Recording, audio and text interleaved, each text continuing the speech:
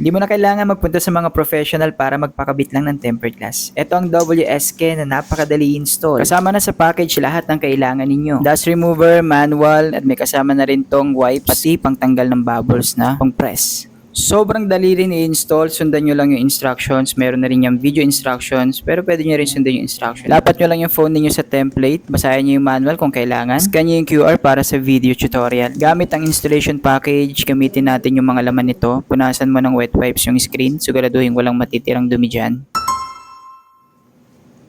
Ngayon patuyuin naman natin gamit yung tuyong wipes. Gamit ang sticker, tanggalin natin yung natirang mga likabok. And make sure nakalabas yung dila nitong dust remover.